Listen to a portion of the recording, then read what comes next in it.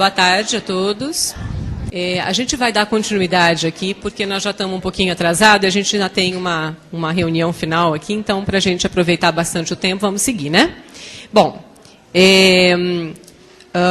a gente vai começar agora a mesa 3, né, que trata de pesquisa em catalogação, né, princípios, modelos e normas. A mesa 3 vai ser mediada pelo professor Fernando Modesto, da Escola de Comunicações e Artes da USP. Tá? Por favor, Fernando.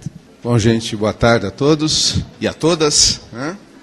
Dá início aqui a parte, o quarto final, né, do nosso evento. Também quero agradecer muito o convite da comissão organizadora para a participação aqui, a oportunidade de estar mediando aqui uma das mesas de trabalho.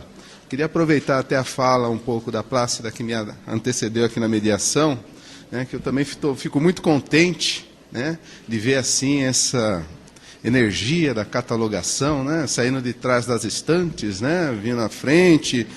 E é um momento de recordação, né, porque eu também estava recordando um pouco o meu período de formação, né, e ampliando o olhar dos 7,5 por 12,5, né, que estamos transgredindo fronteiras. E eu estou percebendo que os assuntos que a gente discute hoje, né, para quem começou aprendendo catalogação numa máquina Olivetti, né, hoje quando a gente vê repositórios, a gente vê padrões, formatos, né, bancos de dados, é um avanço muito grande. E percebemos que a catalogação efetivamente nunca esteve estagnada, né?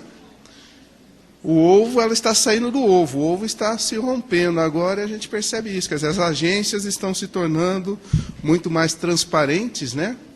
E as realidades aí dos trabalhos desenvolvidos, a gente começa a ver como pulsa, né? Como se transparece e o que se realiza aí de coisas interessantes e maravilhosas.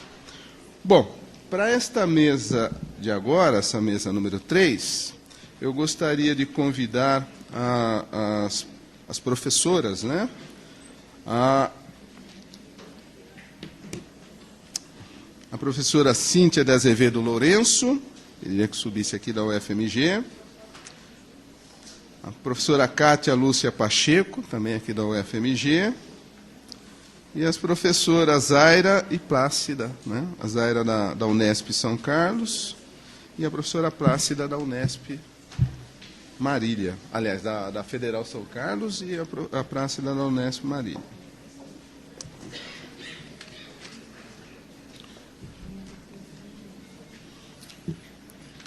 Eu estou muito feliz aqui também porque eu estou rodeado de belas mulheres, né? Estou muito bem cercado. Sou um bibliotecário feliz. Ah, está na rede, né? Paga, paga, paga. Paga. Brincadeirinha, amor.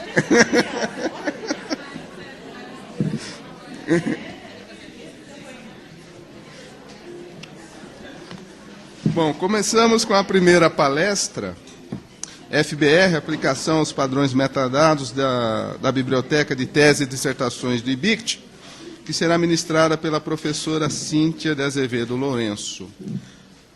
A professora Cíntia de Azevedo Lourenço é professora aqui do curso de Biblioteconomia da Escola de Ciência da Informação, da Universidade Federal de Minas Gerais. Ela é doutora em Ciência da Informação.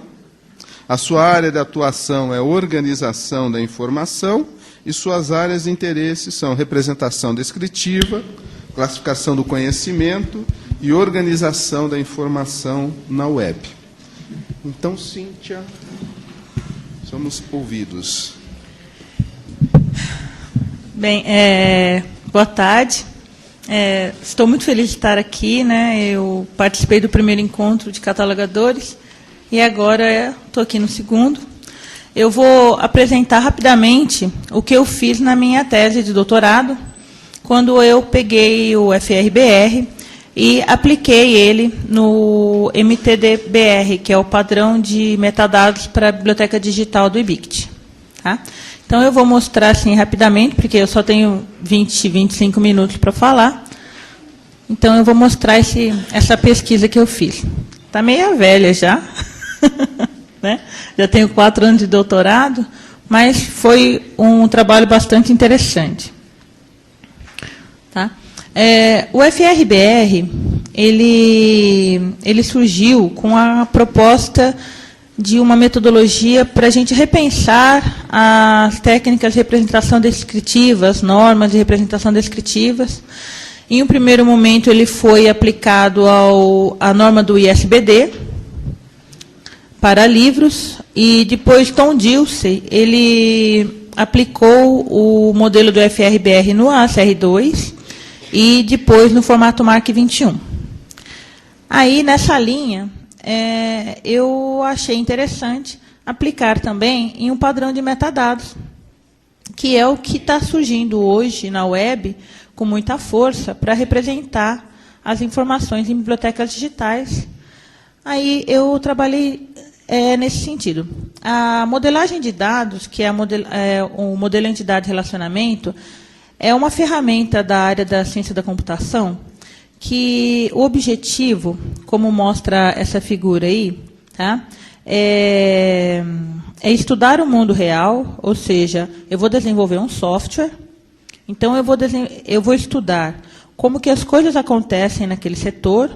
Aí tanto pode ser numa biblioteca, num departamento pessoal, tanto faz. Eles vão estudar o mundo real. Aí, através da modelagem de dados, eles fazem um modelo descritivo, logo em seguida um modelo conceitual e um operacional, para que eles possam fazer o modelo físico, que é a linguagem da programação mesmo. Tá? Então, nesse sentido, o modelo entidade-relacionamento foi uma das primeiras ferramentas, acho que foi a primeira ferramenta de modelagem da informática, e hoje ela é a mais antiga. A informática nem usa muito mais ela. E o FRBR escolheu essa modelagem por ser uma modelagem simples de uma pessoa de outra área entender. Tá? Então, a ideia do modelo entidade-relacionamento, eu vou falar rapidamente aqui para vocês, é identificar as entidades, ou seja, quais são os bancos de dados que um software deve ter, e o relacionamento entre esses bancos de dados. Então, eu tenho um banco de dados de livros, eu vou ter um banco de dados de usuário, vou ter um banco de dados de empréstimos, isso tudo num software integrado, para gerenciar uma unidade de informação. Como que essas entidades, esses bancos de dados individuais, eles precisam se relacionar? Aí que é o nome do modelo entidade-relacionamento. Tá? Então, de que maneira esses bancos de dados precisam se relacionar, precisam se falar no software inteiro, e quais os produtos esse relacionamento deve gerar. Tá? Aí, o que o FRBR fez? Ele pegou, na realidade, uma das entidades que seriam em um sistema de automação, uma das entidades é a do tratamento da informação, onde a gente tem o acervo. Então, ele pegou uma entidade desse software, né, vamos dizer assim, e dissecou em várias outras entidades. Então, eles fizeram uma aplicação diferenciada do modelo para identificar quais eram as falhas, as inconsistências naquela entidade maior, que seria o nosso acervo, né? O nosso tratamento da informação do acervo.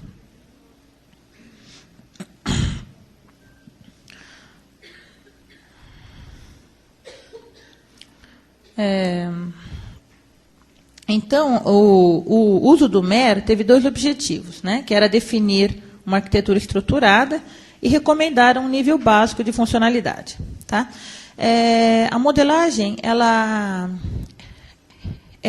permite que você aplique e veja as coisas de uma maneira mais concreta. Né? Isso facilita para você analisar as partes. Então, falando rapidamente do FRBR, né? Ele trabalhou com grupos de entidades. Tá? O primeiro grupo é onde nós temos a obra, a expressão, a manifestação e o item. Então, na realidade, aí, ele tentou mostrar que uma obra, independente do formato dela, de como ela é expressa, do suporte físico dela, ela é uma obra e está vinculada a uma ideia de alguém, tá? Então, essa obra ela vai ser realizada por alguém através de uma expressão. Essa expressão pode ser, você pode fazer uma obra textual, você pode expressar a sua obra através de uma imagem, você pode expressar a sua obra através de som. Tá? Então, você vai expressar essa sua ideia, essa sua obra, de uma maneira específica que você vai escolher. E essa obra ela pode ser expressa novamente de várias outras formas. Eu posso gerar uma obra, no primeiro momento, de forma textual, e, num segundo momento, ela pode ser reexpressa em outras formas. Aí nós temos hoje um exemplo dos livros fonados. Os livros, eles são uma obra que é expressa textualmente, inicialmente, mas que depois pode virar uma gravação de som. Tá? Então, eu posso ter N expressões de uma mesma obra. Aí, essa expressão, ela vai ser incorporada por uma manifestação. Em que sentido? A partir do momento que eu escolho o tipo de que maneira eu vou expressar a minha obra, eu vou ter que definir quais os suportes que eu vou usar para registrá-la. Então, se é uma expressão por texto, eu posso fazer no papel, eu posso fazer em ambiente eletrônico, tá? E assim por diante. Aí é que eu vou escolher a manifestação. A manifestação, então, no final, ela é a concretização da obra. É quando ela passa da abstração para a forma concreta. E essa manifestação, ela vai ser exemplificada por itens. O que isso significaria? Tá? Isso é exatamente que cada obra ela pode ser exemplificada por vários itens, e ela pode ter vários itens. Aí entra, essa parte do item é a parte gerencial do banco de dados de uma biblioteca. É onde você vai dizer quantos exemplares você tem, aonde eu tenho esses exemplares, em quais bibliotecas. Então, vocês estão vendo que é aquele banco de dados onde eu tenho todo o acervo, todo o gerenciamento do acervo, que foi dissecado em pequenas entidades. Aí, o FRBR, ele fez um segundo grupo que é relacionado à autoria e à responsabilidade. Nesse sentido, ele trabalhou a ideia de pessoas e de entidades coletivas. O FRBR, ele não adentrou muito na questão de pontos de acesso, mas ele incorporou coisas que ele achava imprescindíveis para você descrever um acervo completamente. Tá? Então, ele não entrou na questão da padronização de nomes de pessoas, de entidades coletivas, de nada disso. Mas ele incluiu como uma entidade, um segundo grupo de entidades com os quais a descrição precisa trabalhar, sem estudar muito. Né? Hoje que essa parte já está sendo mais estudada e mais elaborada.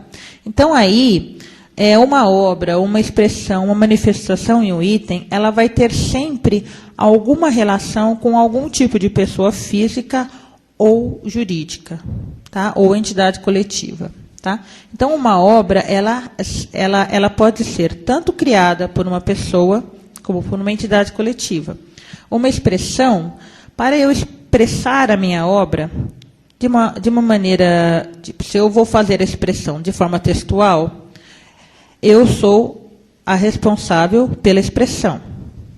Se eu vou fazer essa expressão, às vezes por uma gravação sonora, eu vou precisar de uma outra pessoa para me ajudar a me expressar dessa maneira, para fazer essa gravação de som.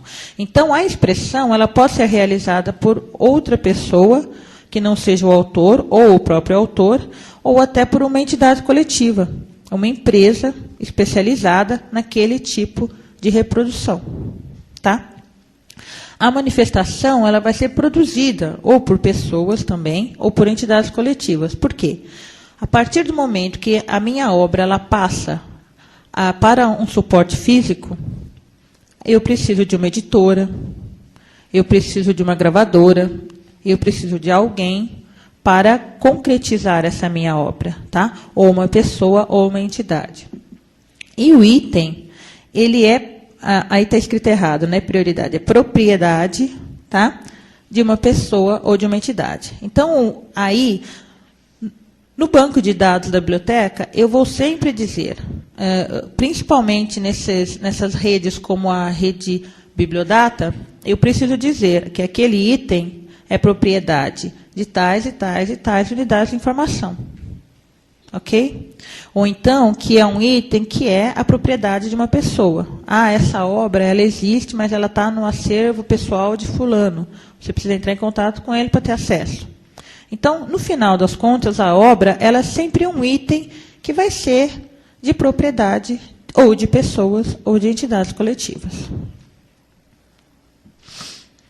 E o terceiro grupo é quando ele relacionou com a parte do assunto. Tá? Então, sempre que a gente faz a descrição de uma obra, ela pode ter como assunto, a própria obra ela pode ser o seu próprio assunto, ela pode representar o seu próprio assunto, a sua expressão pode ser uma representação de assunto, se for interessante para o usuário, recuperar por tipos de expressão, ela vai ter aquela função de recuperação muito similar à do assunto. Então, foi nesse sentido que o FRBR disse que uma obra ela pode ter como assunto também uma expressão, uma manifestação ou um item. Tá? E também as pessoas e as entidades, elas podem ser entendidas como assunto no sentido de que a gente recupera por elas também. Tá? E se for uma obra biográfica ou histórica de uma instituição, a pessoa e a entidade envolvida também vão ser o assunto da obra. Tá? E também ela vai ter assuntos relacionados ao objeto que ela trata, ou a conceitos que ela aborda, ou a eventos, ou a lugares.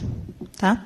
Então, essa parte do assunto e da responsabilidade foi incluída no FRBR porque são essenciais também na descrição. Tá? Mas eles não se aprofundaram muito. Aí eu peguei essa ideia do FRBR e apliquei no padrão MTDBR. O padrão de metadados MTDBR foi desenvolvido pelo IBICT para a biblioteca de teses e dissertações de lá. Aí, a minha primeira implementação do FRBR deu essa gravura. Tá? Então, a obra seria a tese ou a dissertação, a expressão seria, de uma maneira geral, o formato textual. Tá? Eu nunca vi uma tese em outro formato. Eu acho que daqui a algum tempo talvez nós tenhamos. Né? Então, não foi um padrão de metadados onde eu achei uma riqueza muito grande de expressões. Né? A expressão era textual. A manifestação, eu tenho dois tipos de manifestação possíveis, o manuscrito e ela como recurso eletrônico. Tá? O item é o registro desta tese em uma biblioteca ou digital ou tradicional. Ok? As pessoas são os autores e os contribuidores, no caso de uma tese. São os próprios autores, os seus orientadores, co-orientadores, membros da banca, são todos contribuidores. Agências de fomento também são contribuidores, tá? Aí entraria como entidade coletiva. As universidades às quais os pesquisadores estão vinculados, os institutos de pesquisa. Então, todas essas entidades, essas instituições, são também... tem também responsabilidade pela autoria daquele trabalho, de alguma maneira. Ou pela autoria, ou pela elaboração, ou pela publicação, ou distribuição. Tá? E toda a tese ou dissertação tem assuntos que a representam. Tá?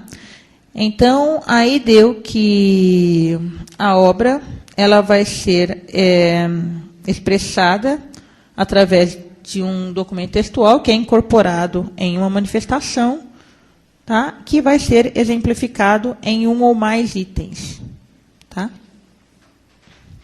Essa figura ficou feia, né? Ficou confusa. Aí eu peguei cada entidade, cada grupo de entidade do FRBR e apliquei, e assim, eu separei os elementos do padrão de metadados entre essas entidades e eu agrupei eles nessas entidades, tá? Então, vocês vão ver que eu deixei com tarja cinza os elementos que eu achei no próprio padrão de metadados, tá? Que eu chamei de metadados reais, que são os metadados que eles já utilizam. E eu deixei outros onde eu escrevi na frente metadado potencial, tá? Que são coisas que eu achei que poderiam ser acrescentadas ao padrão para melhorá-lo. Então, esse daí é um pequeno resumo dos elementos do MTDBR, tá? Eu deixei em vermelho ali no controle a sigla e o tipo. Esses dois elementos eu não usei na minha modelagem, porque tinha uma inconsistência terminológica em relação à palavra tipo, que eu não consegui encaixar em entidade nenhuma do grupo do FRBR, e a sigla também não ficava muito claro sigla de quê, né? Porque, se vocês repararem, lá na biblioteca digital tem a sigla da biblioteca digital. Biblioteca depositária tem a sigla da biblioteca depositária. Onde mais tem sigla? No autor tem a sigla do autor, né? Então, assim, não sobrava muito uma sigla diferente, né? Falei, mas o que é essa sigla? E eu entrei na base de dados da biblioteca digital e era um campo que não era preenchido em nenhum dos registros que eu recuperei, né? Lógico, eu não olhei todos, então eu não consegui entender o que seria essa sigla. Aí eu acabei não usando. E aí mais para frente eu explico isso novamente. Então, aqui eu peguei o quê? A obra. Tá? O que eu coloquei na entidade obra?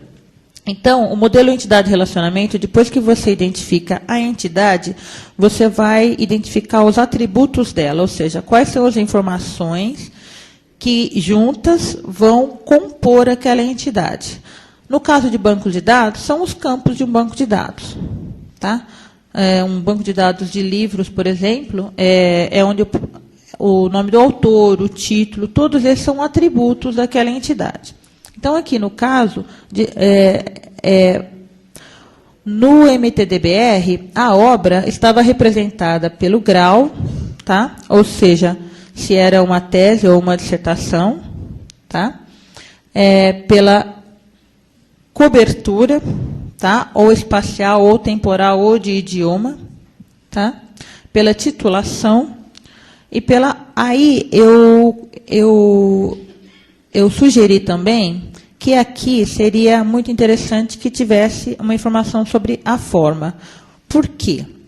Uma coisa que eu reparei na biblioteca digital do EBICT é que lá não tem só teses e dissertações. Tem também trabalhos de cursos de MBA. E em cursos de MBA, as pessoas podem fazer monografias, TCCs, projetos.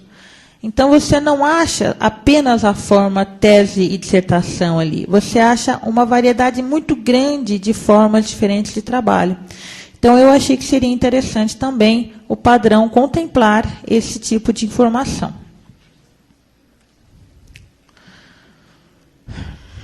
Na entidade expressão, eu separei os atributos data de atualização, idioma, extensão eu pus como potencial. Aí, ali embaixo, vocês têm uma tarja.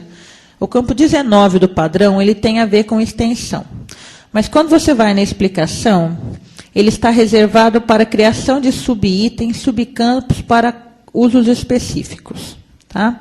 Então, aí, é como se fosse assim, informações que você quer adicionar àquela descrição.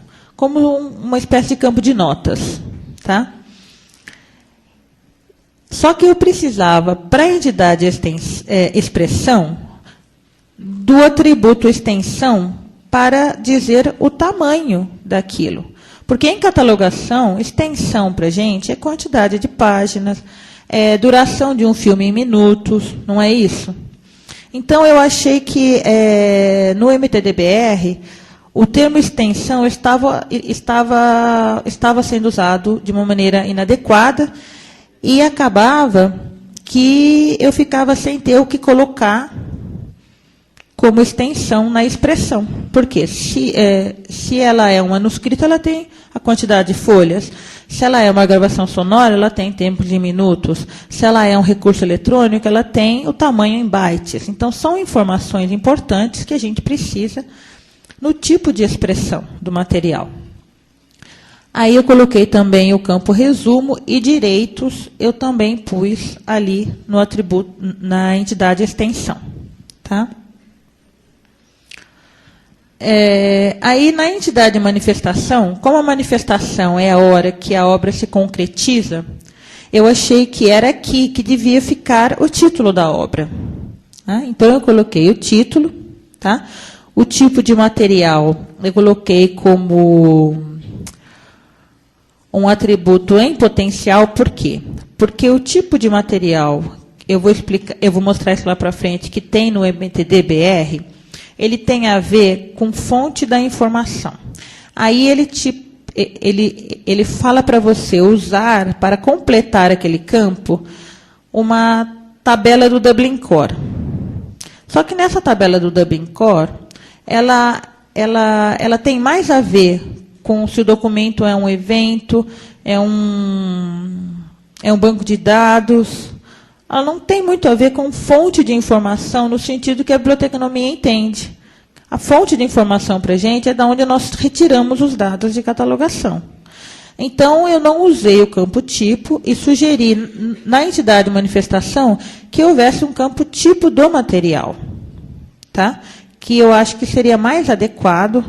Aí ia ser se é um manuscrito ou se é um recurso eletrônico, que teria mais a ver com a manifestação. Aí eu coloquei também a data da defesa, o local da defesa, a área de notas, que é o campo da extensão. Eu sugeri, então, que ele fosse entendido como uma área de notas, que ficaria na entidade de manifestação, e os níveis de acesso. Tá? Para a entidade item, eu estou indo muito rápido ou muito devagar? Para a entidade item, tá? Eu coloquei o quê? O que identifica a propriedade daquele item em uma biblioteca digital ou tradicional. Tá? O seu número de chamada, no caso de uma biblioteca tradicional, né?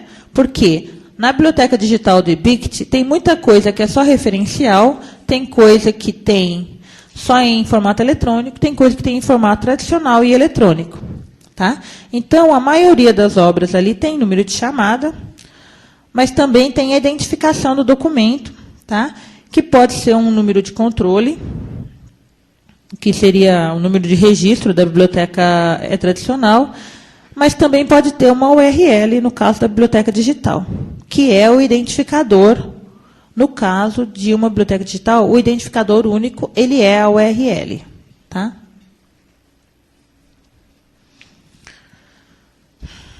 Na entidade pessoa, tá, eu coloquei os atributos autor e contribuidor, e para cada um desses atributos, tá, a gente repete um subatributos, ou seja, é interessante você ter o nome do autor, a maneira que ele é citada no Lattes, tá?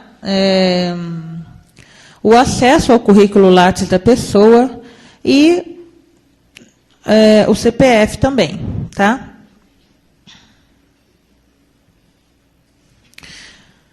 Na entidade coletiva, eu não queria usar esse nome, porque ficava entidade coletiva, mas é um nome que a gente usa. Mas fica esquisito, né?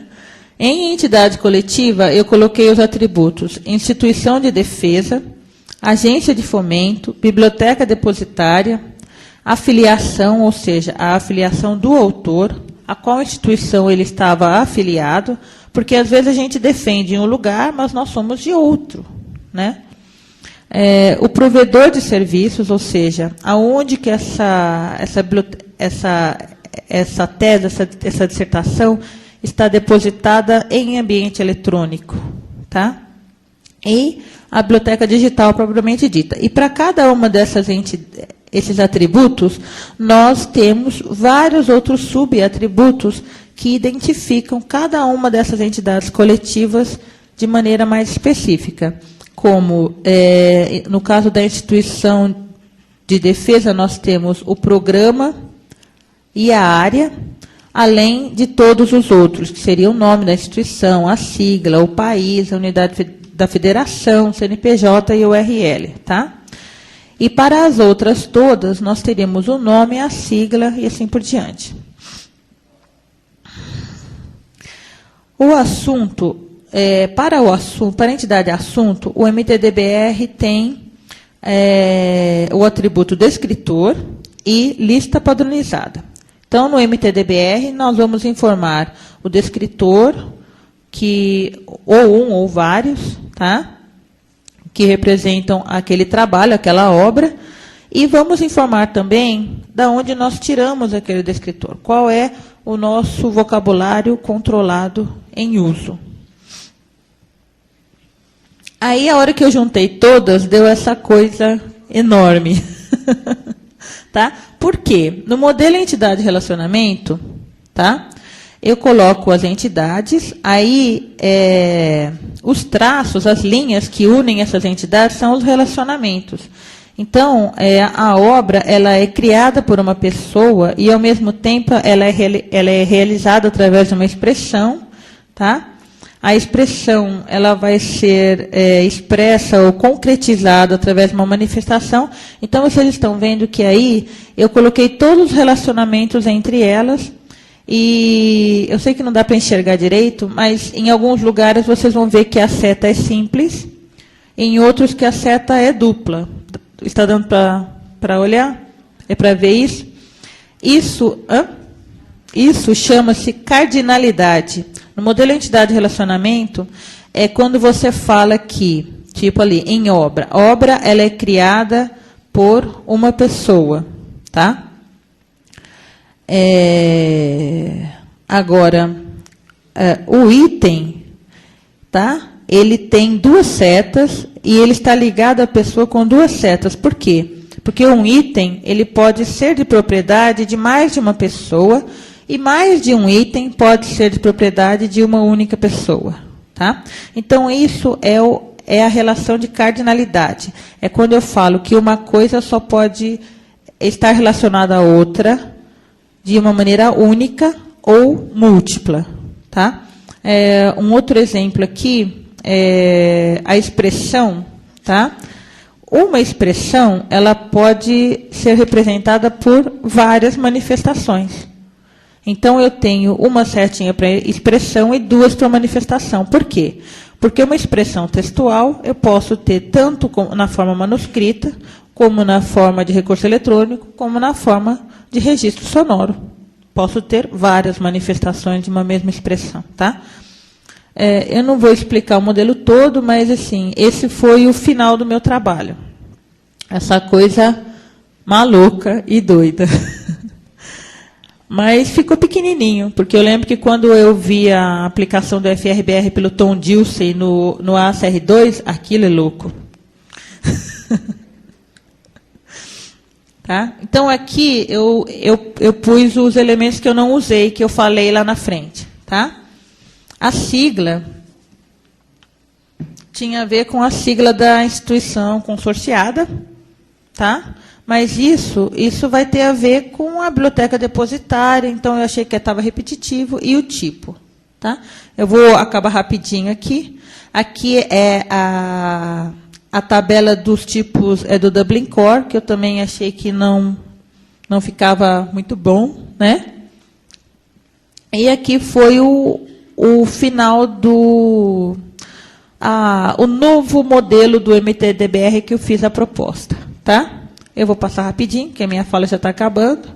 Então, são os mesmos campos com as explicações, tá?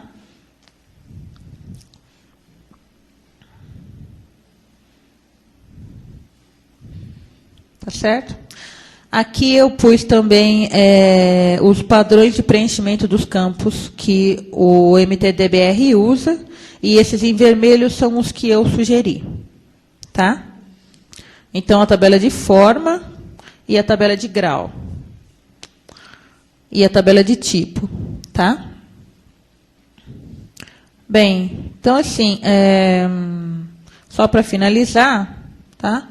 Eu acho que foi um trabalho bastante interessante, foi um exercício muito interessante, me fez entender melhor o FRBR, e eu acho que é uma aplicação que nós podemos ainda usar em vários modelos aqui no Brasil e exercitar em muitas e muitas pesquisas que eu acho que vale a pena. Tá? Muito obrigada.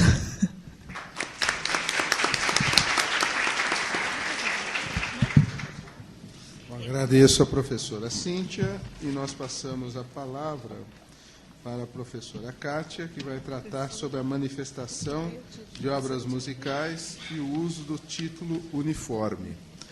A professora Kátia é especialista em organização da informação em contextos digitais, é mestre em ciência da informação pela UFMG, atualmente é bibliotecária coordenadora e catalogadora da Biblioteca da Escola de Música da UFMG e presidente do Conselho Regional de Biblioteconomia da 6ª Região, Minas Gerais e Espírito Santo. A palavra, professora Kátia. Boa tarde. Boa tarde a todos. Só uma correção, Fernando, eu não sou professora. Eu sou bibliotecária, né? Mas almejo a carreira de docente. Bom, eu vou apresentar aqui o resultado da minha dissertação, mestrado, cuja orientadora foi a minha querida amada mestre e professora Lídia Alvarenga. E o título da dissertação, do trabalho que eu estou apresentando, Manifestações de Obras Musical, o uso do título uniforme.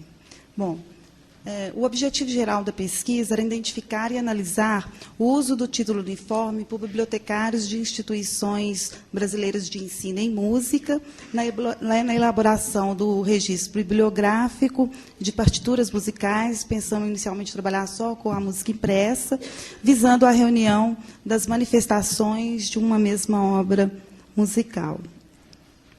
Bom, motivação da pesquisa, né, se deu através percebi a carência de estudos sistemáticos na área, principalmente, né, de estudos sobre títulos uniformes. No Brasil, eu não encontrei quase nenhum trabalho. E também a minha experiência profissional na área, né, eu já atuo na Escola de Música da UFMG há mais de 20 anos. E tornar mais compreensível e familiar aos bibliotecários catalogadores a construção e a aplicação do título uniforme em registros bibliográficos de partituras musicais. Bom, da fundamentação teórica, eu fiz uma trajetória da evolução do quadro normativo, né, e formatos bibliográficos, um breve apanhado de elementos básicos da música representados em partituras musicais, porque, para fazer a formação do título uniforme, é essencial o catalogador ter uma noção básica dos elementos da música, porque muitos dos elementos que a gente tem que extrair da obra, né, para poder formar o título uniforme, não estão explícitos na obra.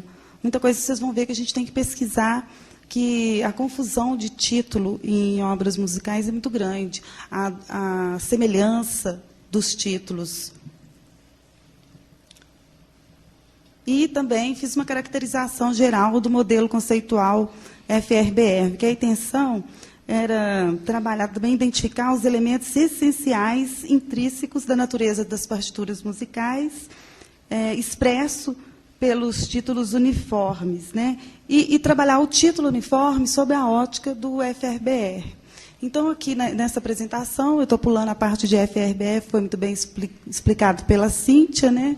Mas eu trouxe aqui só um exemplo, nesse quadro aqui, do que seria as entidades do primeiro grupo, que muitos autores consideram, né, que são as principais, uma vez a gente conhecendo bem, entendendo bem as entidades do primeiro grupo, é muito fácil a gente compreender todo o modelo conceitual do FRBR. Então, nesse modelo aí, eu peguei uma obra, né, a sonata número 8, em dó menor, patética, foi uma das poucas que Beethoven nomeou. Então, é a obra. E essa obra, eu trouxe 3 expressões desta obra, que seria a primeira aí, uma transcrição para violão, de Serge Moldavisky, uma performance de Fred Kempf e um arranjo para quarteto de cordas. Aí, nesse exemplo, eu não trouxe o atributo título, só mesmo para terem ideia do que é realmente esse modelo dentro de um exemplo na música, né? A primeira expressão trouxe 2 manifestações, uma partitura publicada pelos irmãos Whitley e um compact disc de 2003 da EMI. A segunda expressão, uma manifestação, que seria um compact disc também. E a terceira expressão, 2 manifestações, uma partitura publicada pela Henley e a outra pela Petrus. E aqui, gente, interessante aqui, o atributo título, porque cada entidade tem os seus atributos, né, conforme Cíntia colocou. Então, no atributo título para expressão, sempre, assim, quase sempre é o mesmo título da obra, né, que são ainda entidades no nível bem abstrato. Agora, já no nível de manifestação, há uma variação imensa de título. Daí a necessidade da gente formular o título uniforme. Vocês vão ver isso mais claramente para frente. E dentro de cada manifestação, eu exemplifiquei aí com um item, por exemplo, aí o item 1 da manifestação 1 da expressão 1, é um exemplar 328, pertencente, por exemplo, à Escola de Música da UFMG. Tá? Cada manifestação, eu dei um exemplo assim, de um item, que achei que nesse quadro aqui dá para a gente ter uma visão assim, mais exata do que são as 4 entidades do grupo 1 do FRBR.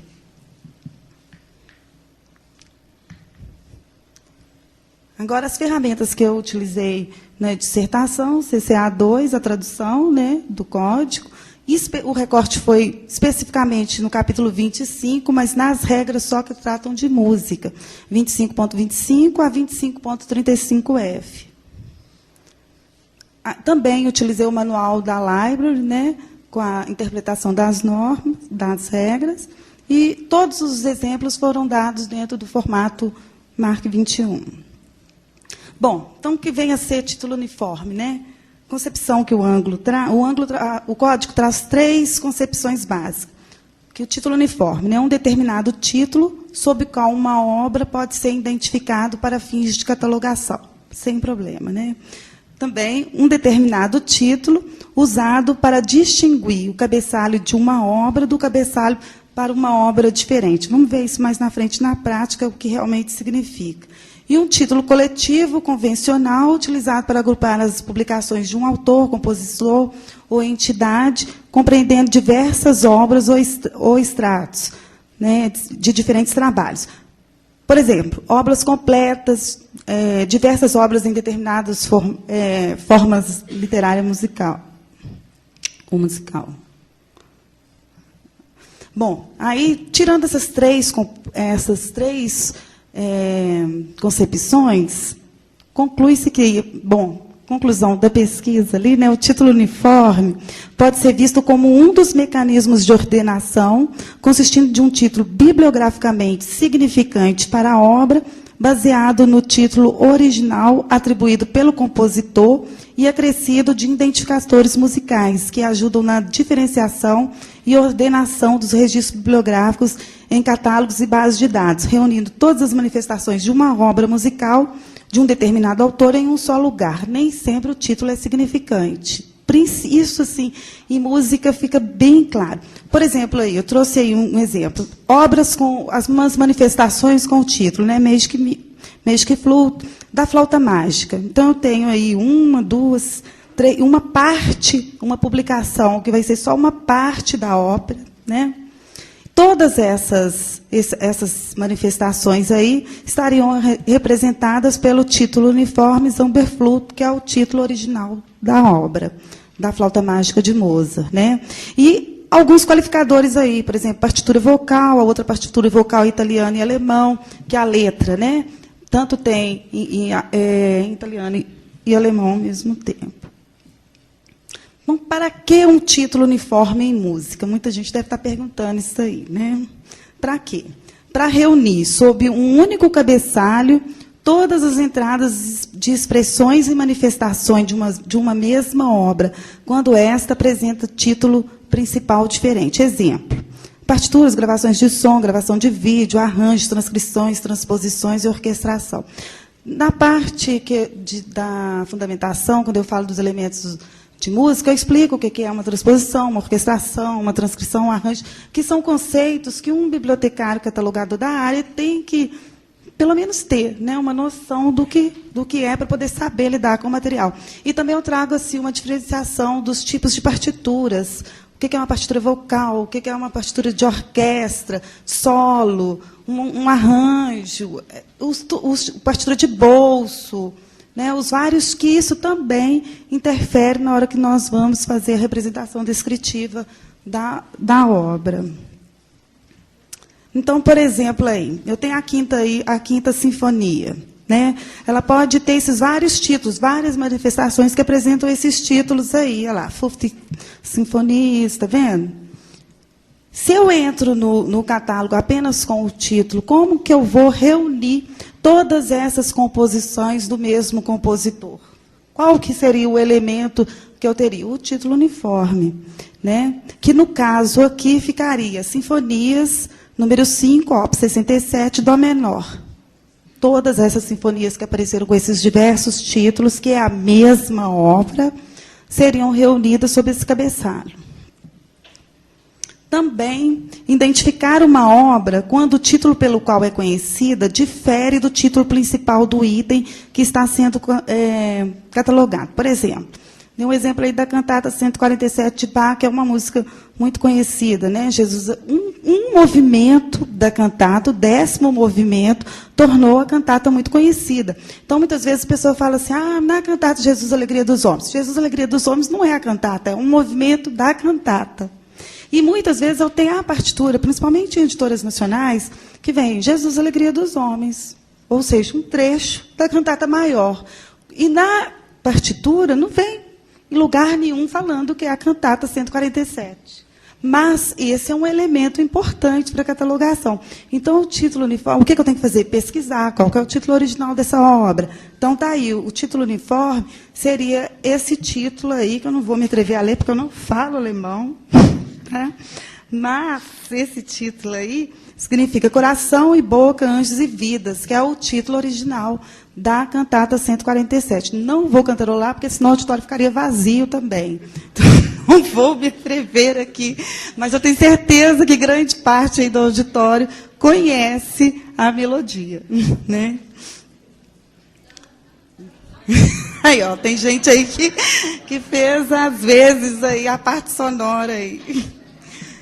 Para que mais? Né? Distinguir entre duas ou mais obras publicadas sob títulos principais semelhantes ou idênticos. Aqui, gente, eu não nem escrevi o exemplo aqui, não, mas eu vou falar um exemplo que foi uma coisa que ocorreu, que deu até processo.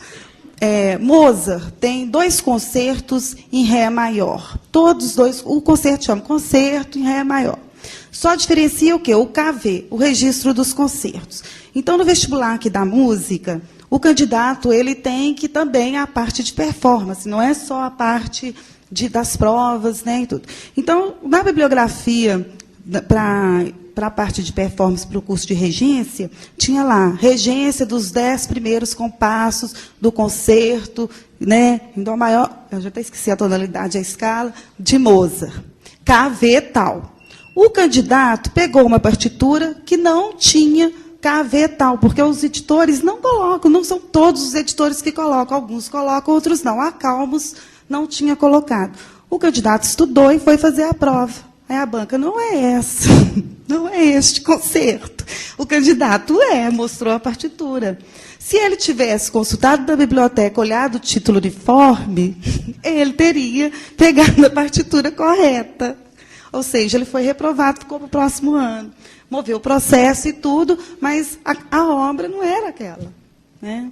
Por isso, então, em música, acontece muito disso. Os elementos estão muito implícitos, tem coisas que não estão expressos, e a gente tem que extrair alguns elementos para poder catalogar, para dar a informação completa e possibilitar uma recuperação correta da música, né? Outra coisa, então, seria para organizar o arquivo, isso é óbvio, né? Bom, isso tudo é tirado do código, tá, gente? Não estou inventando nada. E quando usar o título uniforme em música, né? O código também sugere, coloca, acho que são 5 ou 6 critérios para o bibliotecário decidir se usa ou não o título uniforme, porque o título uniforme não é obrigatório, né? Ele é opcional. O código coloca o título uniforme como opcional. Então, ele norteia mais ou menos aqui. Quando a obra é conhecida, quantas expressões e manifestações da obra... Aí eu acrescentei. Tá?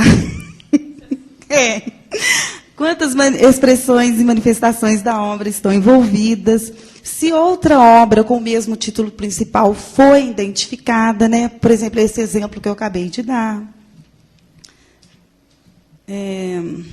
Se a entrada principal é pelo título, né? Isso é importante, é uma decisão quase que fundamental para a gente usar o título uniforme. E se a obra apareceu originalmente em outra língua. Quanto o catálogo é usado para fins de pesquisa, porque se é um catálogo também que não é usado para pesquisa, o título uniforme não fica lá tão... Porque provavelmente vai ser um catálogo pessoal, né? Bom, como, então, determinar o título uniforme? O que o código instrui? Gente, é engraçado porque o código, essas regras 25.25 até a 25... É assim, quando você lê, você não entende nada. Você fica assim, gente, mas explicou, e aí? Né? Por onde que eu começo? Então, olhe bem, dividi aqui em 3 passos. O primeiro passo é determinar o título original da obra atribuído pelo compositor na língua em que foi apresentada, ou seja, pesquisa. Temos que estar trabalhando com as obras de referência na área. No caso de música, a principal é o Dicionário Grove, que hoje o portal CAPES oferece ele online, né? Então, é uma facilidade, porque é uma obra muito cara. São 27 volumes, então é uma obra muito cara. Exemplo, né? Aí, sempre libera. O título uniforme é Traviata, porque isso aí é uma área da ópera. Mas a partitura talvez não trouxe essa informação, né? Então, eu vou reunir, se eu colocar esse título uniforme, eu reúno sob esse cabeçalho aí todas as partes ou todas as manifestações de La Traviata que houver. Outro título, né? A Fantástica Sinfonia de Berlioz. O título uniforme, o título original da obra está aí. Está vendo? Mas o editor publicou como Fantástica Sinfonia. Segundo passo, compreende o isolamento do elemento inicial do título, e o terceiro passo consiste na análise do elemento inicial do título, verificando seu caráter de generalidade ou especificidade. Gente, isso aqui também, eu trabalhei muito com um livro da Margaret Cotte, onde ela fez todo um estudo sobre títulos uniformes em música. Então, muitas das ideias aqui não são minhas, tá?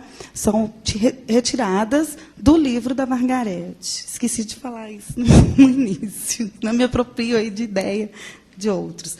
Bom, então, o que significa aí? Esse concerto aí de um compositor contemporâneo, esqueci o nome, eu até anotei aqui, o Sibéria.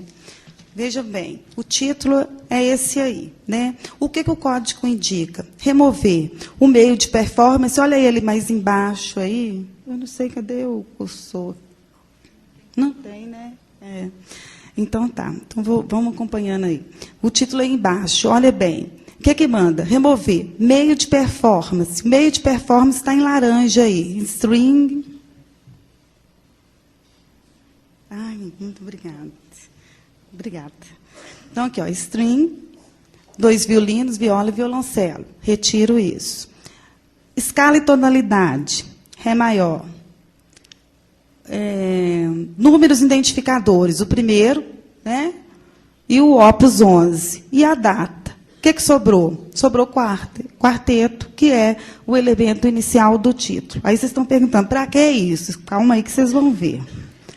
Então, o terceiro passo era verificar a generalidade e a...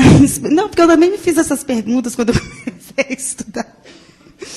Né? Então, o que é um título genérico? Após isolar o elemento inicial do título, se o resultado for um ou mais tipos de composição, tem-se um título genérico. Aí, entre os elementos básicos da música. Se eu não sei quais são os tipos de composição, isso aqui, a Inês ficou morta, né? Então, eu realmente tenho que ter um background na área. O termo genérico é sempre acompanhado de elementos especificadores, como meio de expressão, identificação de número, escala, tonalidade, indicação de partes, e aí vai que o código instrui. Então, voltando lá naquele exemplo, né? O elemento inicial do título foi quarteto. Quarteto é um tipo de composição, portanto, é um título genérico. Acrescentei os elementos indicadores, ficou aí, cordas, número 1, opus 11, Ré maior, 1900. Agora, por que cordas, né? Se ali estava aqui. Por que cordas na parte do instrumento, $M no marque, se ali tem para 2 violinos, viola e violoncelo? Porque esse é um quarteto tradicional. Isso também o código apresenta uma tabelinha. Então, quando é um quarteto tradicional, basta eu falar cordas que já subentende-se que são 2 violinos, viola e violoncelo. Agora, se no lugar de violoncelo aí tivesse um contrabaixo, por exemplo, continuaria um quarteto de cordas, mas não no formato tradicional. Então, seria quartetos, vírgula, violinos, entre parênteses, 2, viola e contrabaixo. Tá? E assim, para outras formações musicais também, trios, tem os trios que já são prontos e tudo. Quando a obra é, por exemplo, um concerto, aqui era um quarteto, mas se for, no caso do concerto de Mozart, né, já está implícito na palavra concerto, que o meio de execução é o quê? Uma orquestra. Né? Entenderam?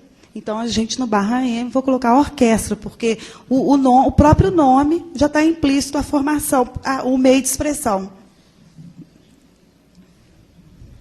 Títulos distintivo é baseado no título original da obra, atribuído pelo compositor encontrado em manifestações de obras ou fontes de referência. Né? Aí, o código fala... Remover artigo inicial, subtítulo, títulos alternativos, frases introdutórias, números ordinal e cardinal. Esse é o primeiro exemplo aí. Wagner's Ring of the Nibelung. Os Anéis de Nibelung. Né? Retirei Wagner, o título uniforme ficou aí. Na regra 25.27, não sei se é A ou B, fala também de títulos extensos. Então, o catalogador pode propor um título proposto pelo catalogador. Nesse caso aí da Paixão São Mateus. O alemão são indicadores que a gente acrescenta para poder ir particularizando o título para a obra, para ele ficar único. Né? Porque eu poderia ter também uma Paixão São Mateus em italiano, em latim. Né? No caso aí, era em alemão. E, por exemplo, nesse último exemplo aí, uma outra regra, agora eu não estou lembrando bem o número dela, também não importa, interessante saber que existe. O título dessa ópera de Don Giovanni é Quem Arrisca Mozart. É esse título comprido, mas a ópera é conhecida como Don Giovanni. Então, o título uniforme fica Don Giovanni. Porque eu posso ter uma partitura que o título está lá Don Giovanni, não está completo. É muito comum. Ou eu posso ter uma área, ou eu posso ter a partitura Don Giovanni em várias formas. Ela completa para a orquestra e coro. Né? Eu posso ter só a parte do regente, eu posso ter só a grade, né? Quando é a parte de regente a gente chama de grade. Ou posso ter a redução para canto e piano, para os cantores estudarem a obra para a performance. Então, e cada uma pode vir com um título. Né? Isso é super comum, mas é a mesma obra. Então, eu coloco o título uniforme, que eu vou reunir todas. Bom, e títulos nós ainda temos os títulos coletivos, né? Um título uniforme que abrange diversas obras contidas num volume. No caso de álbuns, né, gente? Por exemplo, aí, olha, tem esse concerto, título uniforme, concertos, violino. Aí é o caso que eu falei. Porque aí o violino é solo, né? Mas concerto já está implícito que é uma orquestra com solo de violino. Aí, filme, música para filme, eu posso ter esse cabeçalho, canções, seleções, eu tenho uma série de canções fáceis, ou para determinados tipos de vozes, né? Bom, na pesquisa, gente, quando eu fiz a parte empírica, observei o quê? Que muitos dos bibliotecários questionados, eles faziam muita confusão com título uniforme e cabeçalho de assunto. Né? Muitos responderam assim, eu faço a indexação da partitura, não preciso de título uniforme. Né? Então, eu achei assim, bacana colocar essa diferenciação. É claro que aqui ela está bem resumida, né? Mas a Margarete Cote, ela trabalha muito bem, porque ela pega termos até para poder exemplificar, mas eu coloquei aqui no geral que esse tipo de diferenciação aí serve até para quem também faz catalogação de Bíblia, né? Leis, que também usam o título uniforme. Bom, que o título uniforme ele reúne em um catálogo ou base de dados todas as manifestações de uma obra específica. Isso deu para vocês entenderem bem nos exemplos que eu dei, né? Enquanto que o cabeçalho de assunto reúne obras para um meio de expressão ou forma de gêneros musicais ou uma combinação de ambos, porque geralmente o cabeçalho de assuntos, a gente, para a música, a gente coloca mesmo o meio de expressão, né? Concertos, piano, a gente vai pelo meio. Gente, eu tomei como base, eu esqueci de falar, a lista da Library of Congress, tá? Que é a mais utilizada. Porque, na verdade, em música não existe muitas listas controladas. Não temos um tesouro. Né? Então, a gente toma como base mesmo a lista da LC. Tá. O título uniforme ele é baseado nas regras do CCA2, enquanto que o cabeçalho de assunto nas listas. Né? Uma obra possui somente um título que a representa. Que a ideia é essa, né, gente? E uma obra pode requerer mais de um cabeçalho de assunto para representá-la, não é mesmo? E também o inverso. É único para uma obra e não pode ser atribuído a outra obra do mesmo compositor, senão cai por terra para que o título uniforme. Né? Enquanto que o cabeçalho de assunto, o mesmo cabeçalho de assunto pode ser atribuído a várias obras. Dá para vocês entenderem isso bem, né? Aí eu peguei até uns exemplos aqui. Título uniforme, eu posso colocar prelúdios, piano, fantasias, flauta, noturnos e o meio de expressão. Né? E em cabeçalho de assunto, eu tenho que colocar já música para piano, música para flauta, música para oboé. Não tem esses termos, prelúdio, noturno, fantasia. Não aparece. Já tocatas aparece, mas ele não admite o meio de expressão.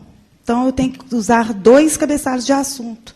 Tocatas e música para cravo. Bom, gente, o tempo está terminando, mas deixa eu só falar isso aqui. Ó. O meio de expressão usado no título uniforme é referente à obra do compositor, ou seja, ao título original da obra. E o meio de expressão usado no cabeçalho de assunto é baseado na manifestação da obra. O que significa isso?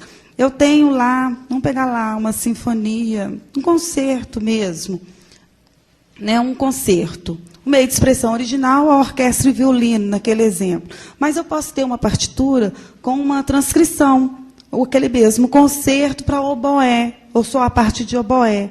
Então, quando eu faço o cabeçalho de assunto, eu vou colocar concertos e oboé, né? Mas no título uniforme, eu não vou informar o oboé, porque o original dele foi para quê? Orquestra e violino. Deu para compreender? Tá.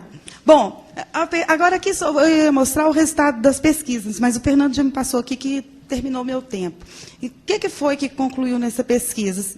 Foi que realmente, muitos bibliotecários falaram assim, eu uso sim o título uniforme, emprego, uso o título uniforme. Mas quando eu observei o OPAC da biblioteca daquele bibliotecário, ele usa o título uniforme porque ele transfere registro da Library of Congress. Então, ele copia tal qual. Por exemplo, achei na base o título uniforme todo escrito em inglês. Né? Cada hora, por exemplo, tinha uma hora que parecia assim, violoncelo com 2 L's, o violoncelo com 1 L, violoncelo, celo. Cada hora um termo, ou seja, não era a pessoa que estava formando esse título, né? Ela transferiu, pegou carona e foi embora e nem... Porque eu percebi claramente a confusão.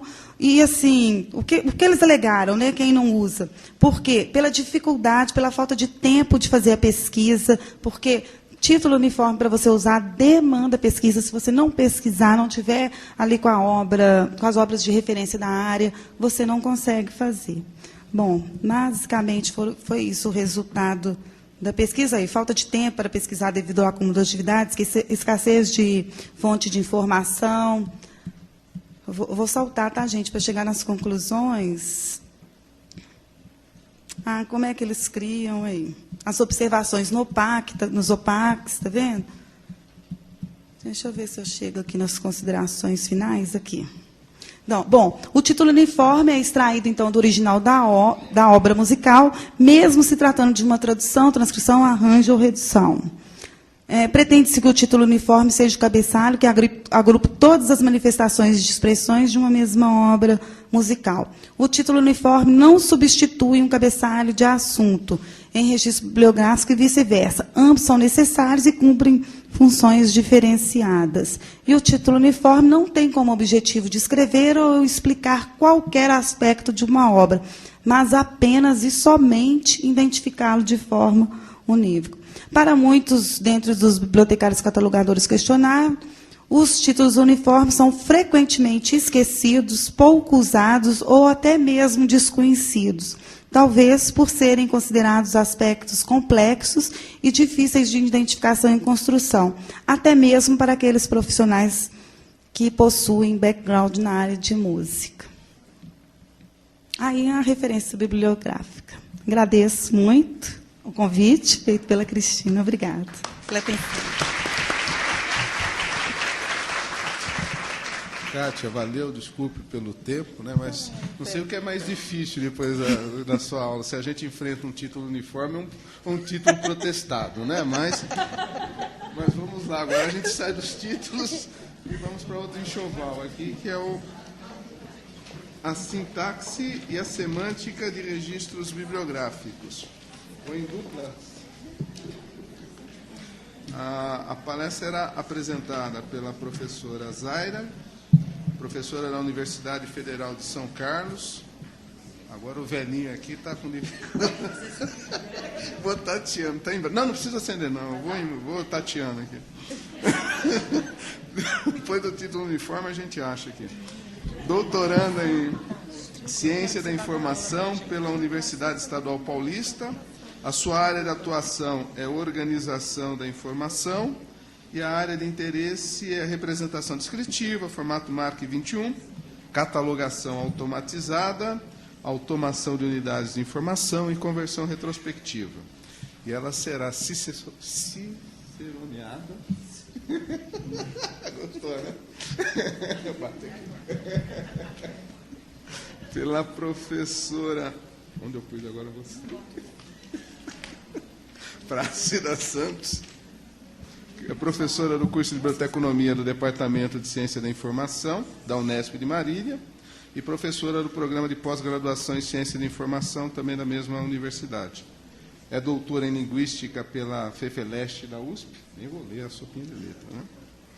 Coordenadora do Grupo de Pesquisas Novas Tecnologias em Informação, pesquisadora do CNPq Nível 2, a sua área de atuação é Informação e Tecnologia e a área de interesse é Metadados, Catalogação e Tecnologias, Intersemiose Digital, nem vou perguntar o que é isso, e Redes de Informação.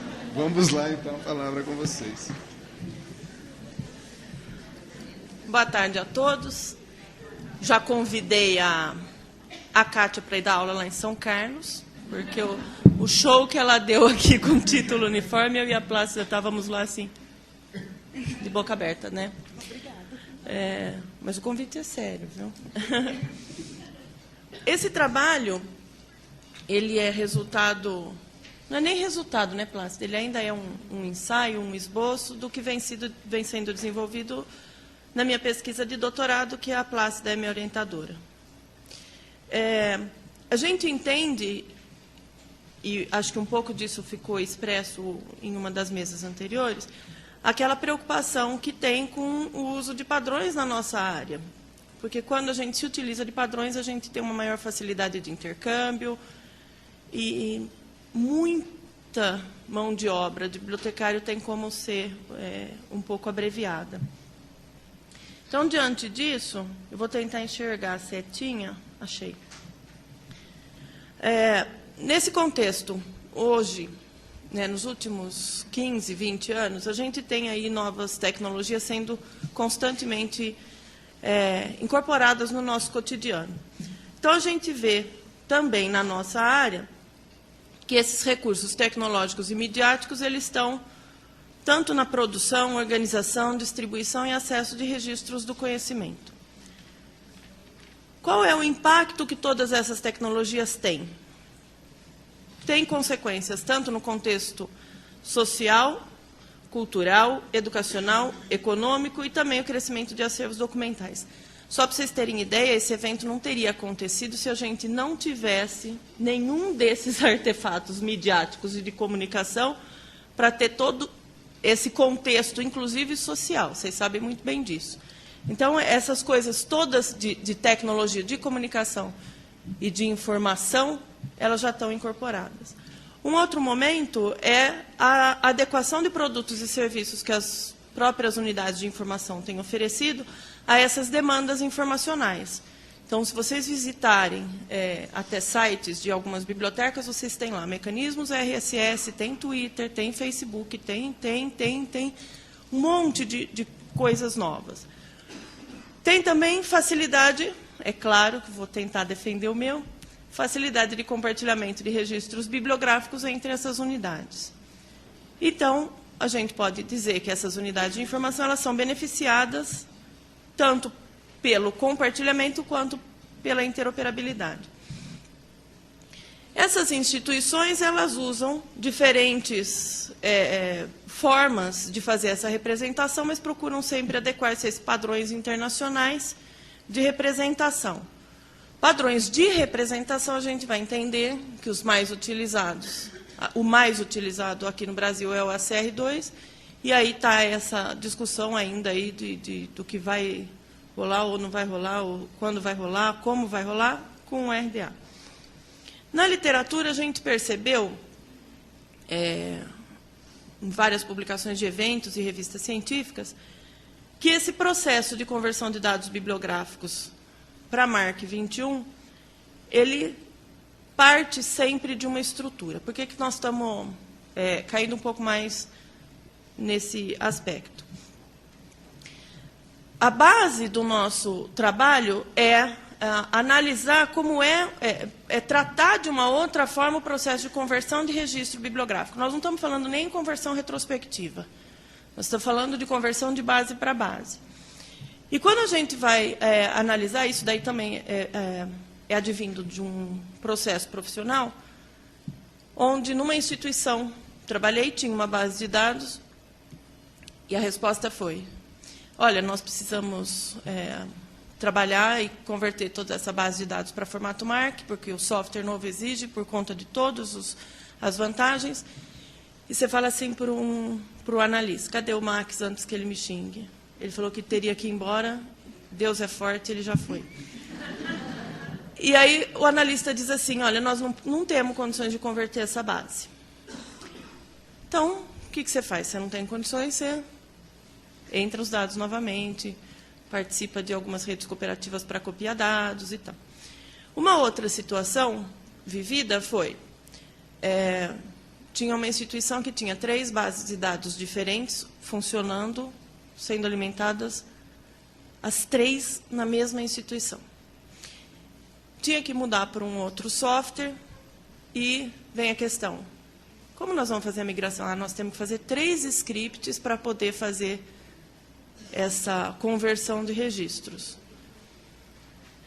Diante disso, nós vemos aí que temos um problema de pesquisa, e o que a gente tenta responder nesse trabalho, que ainda tem alguns poucos anos para concretizar, é, se a gente consegue entender que a representação ela faz parte de um processo de comunicação para usuários e com usuários, e se a gente tem um padrão para fazer essa descrição, todos os nossos problemas seriam resolvidos, né? Então, se a gente faz essa representação para usuários, como a gente faz essa operacionalização? A gente usa normas. Se a gente usa normas para comunicar, quem seria, então, aí naquele velho esquema, né, de processo comunicativo, e essa é uma adaptação feita pelo Garrido Arila, ele coloca que o emissor seria uma agência de catalogação cooperativa, a mensagem seria o próprio registro, né, com a descrição bibliográfica, o canal para fazer essa troca de mensagem seria um catálogo coletivo online, e o receptor seriam tanto os usuários dessa agência ou de uma rede bibliotecária. Para acontecer isso tudo, você tem que ter um pré-requisito o uso de normalização. Para fazer a catalogação cooperativa, qual é o principal objetivo de catalogação cooperativa? Não fazer de novo uma coisa que já foi feita por algum colega. Esse histórico de compartilhamento e de cooperação bibliográfica é um pouco antigo, já foi dito pela manhã, só vou retomar esses pontos. Então, 200 a.C. já era feito pela Biblioteca de Alexandria, no século XIII pelos monastérios. No século XVII, começou a haver um movimento de reunião de catálogos. 1885, uma compilação de periódicos. No início do século XX, alguns projetos de catalogação pela Library of Congress, que esses são os que a gente acaba tendo algum resultado agora mais no meio do século. E, 1886, uma publicação de Dewey sobre cooperação em bibliotecas. Esses são, sumariamente, alguns dos principais registros que tratam dessa coisa de cooperação e compartilhamento. Quando a gente fala de compartilhamento, então, o padrão mais usado para representação ACR, um formato de catalogação legível por máquina, é o MARC, porque ele não só lê, mas ele também interpreta os dados, né? Então, cada vez que a gente faz aquela codificação de cada um dos campos, eles são extremamente versáteis para você falar e codificar a partir de qual é o conteúdo que está sendo descrito. Um formato de intercâmbio ISO 2709, um protocolo de comunicação. No Brasil, grande parcela das unidades de informação não se utilizam do formato MARC 21, a não ser as grandes, pelo menos o que a gente tem conhecimento são as grandes do Estado de São Paulo. Estou dando mais um recorte aí para não cometer pecados. Mas as grandes universidades, as 3 estaduais paulistas, se utilizam do formato MARC, e algumas instituições particulares, por conta do software que se utilizam, né? Só para vocês terem uma ideia desses dados, né, que grande parcela ainda não se usa do formato MARC, tem uma pesquisa que é do DZIAC, não é dela. Do DZIAC é da USP, né? Não, é a outra, aquela eu vou lembrar, é uma coisa meio complicadinha. Foi uma pesquisa que ela fez na região sul, que na região sul, que é uma das instituições que tem o maior índice de bibliotecas que se utilizam no formato MARC, até por conta da rede Pérgamo, 63% delas usam. O resto, não. Como você vai compartilhar registros se você não usa MARC? E aí a gente entende de uma outra forma. Se você não usa do formato MARC, você pode ter algumas considerações. Então, olha, ao longo de alguns 15 anos, 18 anos, a gente percebe que muitos são os comentários para não adotar o MARC. e eu vou enumerar alguns deles. Desconhece o padrão, então não sabe utilizar, ou não entende qual é de fato a vantagem. Então, aqueles que não se utilizam de formato MARC falam, mas eu consigo compartilhar registro não usando MARC. Eu não quero MARC, eu tenho ojeriza do MARC. Limitações oriundas de infraestrutura tecnológica, porque você tem que ter um outro dimensionamento tecnológico, né, computacional, para que suporte esses registros em formato MARC. Restrições orçamentárias para o tratamento dos dados. Não é diretamente com o tratamento. O tratamento é muito mais rápido do que se você não compartilhar. Mas é porque, para você tratar os dados em formato MARC, você tem que ter, de novo, essa infraestrutura tecnológica, que ela é um pouco pesada. Falta de habilidade de gestão para o gerenciamento de diferenciados recursos necessários ao processo de mudança ou implantação de sistemas automatizados. Vamos trocar 6 por meia dúzia. Muitos gestores de bibliotecas não entendem e não sabem ou desconhecem quais são as considerações que devem ser feitas no momento de você implantar e fazer a opção por um sistema. Tem algumas listas que a gente participa e que muitos daqui devem participar. Então, o Bibliotecários, o Bibliamigos, e algumas outras que são profissionais, e você vê constantemente. Nos últimos 3 meses, eu já vi essa pergunta mais de 20 vezes. Eu vou colocar um software na biblioteca. Alguém tem algum para me indicar? Eu não estou mentindo. Parece que você tem, assim, qualquer passagem. Aí você faz o seguinte, é a mesma coisa que você fala assim, eu preciso comer eu quero fazer um filé à Chateaubriand, e você compra músculo. É isso que estão dizendo, porque está sendo deixado de lado exatamente a parte mais nobre, que é a degustação do prato. Então, como se fosse, para você automatizar uma biblioteca, é simples, você escolhe qualquer software que está disponível no mercado, coloca um computador na biblioteca e uau! É isso que a gente percebe por aí. Então, quando você tem esse processo de inabilidade num processo de gestão, é muito mais nesse sentido, né? Tem um outro processo que é decorrente do primeiro, que é essa inexperiência do processo de seleção de software e o desconhecimento de processo necessário tanto para a conversão de registros quanto para a migração. Conversão, você está numa plataforma, você está usando um formato X, para não dizer nenhum outro formato que não seja padrão. Está usando um formato X ou não está usando formato nenhum, ou está usando o seu próprio formato na sua biblioteca, e você quer fazer essa conversão para formato MARC. Esse é o foco do nosso trabalho, exatamente as coisas de conversão. Como é que eu converto uma coisa que, em princípio, não está em um padrão conversável com MARC para o formato MARC? E uma outra questão que é a de migração. Quando você está em você já descreve seus dados em MARC, que foi o que a Flávia comentou hoje de manhã, que eles já usavam o formato MARC, já usavam o software Aleph para fazer o gerenciamento, e passaram para uma nova versão de software e também usando formato MARC. E que, mesmo assim, ainda dá, às vezes, um quiproquozinho, né, Flávia? Então, se a gente percebe todas essas coisas, né, e como a gente entende que é interessante ter um compartilhamento, qual é a proposta do nosso trabalho?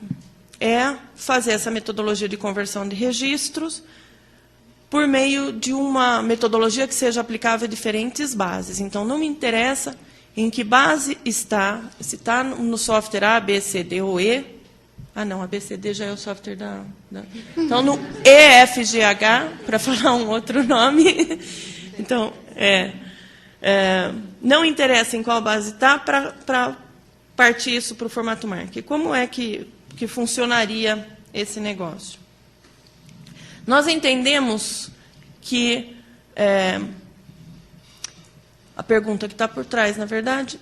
Tem um outro jeito da gente converter um registro se eu não considerar a estrutura da base de dados? É como se eu pedisse para vocês o seguinte. Se eu tenho água em um jarro de um jarro quadrado. E eu quero converter essa água para um jarro redondo. Eu tenho condições de fazer isso? É fácil, porque a água não tem forma. O registro bibliográfico tem forma? Tem. Como você troca? Então, eu vou mudar a pergunta.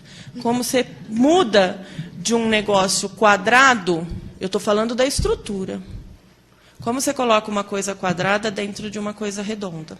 É bem isso o escopo do trabalho. E a gente entende que isso tem condições de ser feito. Né? Como é que... Porque hoje todas as conversões de base de dados são, olha, a estrutura da minha base de dados antiga é essa.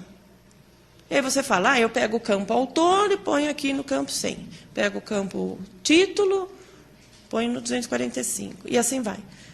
Isso é aplicado, e aí que está um dos problemas que a gente entende, isso é aplicado a uma base. Porque se na outra base está AU, eu tenho que fazer um script novo. Se na primeira está autor e título, na segunda está autor e TI, é um outro script, é uma outra programação que eu tenho que fazer. Então, a gente entende que tem um baita gasto para fazer conversão, porque a gente não tem um padrão para fazer aquilo lá. Nessas que não se utilizam no formato MARC. Nesse monte de biblioteca que não se utiliza de um padrão conversável. Então, se não existe um padrão para definição da estrutura da base de dados, aqui eu trouxe um outro modelinho mais simples, mas você vê que a estrutura também é outra. Se eu não tenho um padrão para fazer a estrutura, ou eu não tenho um padrão para a etiqueta dos campos, isso era a resposta, foi essa a resposta que eu recebi um tempo atrás. Não dá para converter. Então, se eu tenho 3 bases numa mesma instituição, eu tenho que fazer 3 scripts. Eu tenho que demandar esforços 3 vezes. Né? Existe um outro mecanismo, e aí nós entendemos que tem, né, e aí vem a proposta do trabalho, que existe uma outra forma a partir de um contexto de sintática de registros bibliográficos e semântica de registros bibliográficos. Vou só voltar, para não passar uma coisa. O que é que nós, bibliotecários, usamos, que é, agora eu já não sei se é mais, mas vou falar que é padrão para descrição?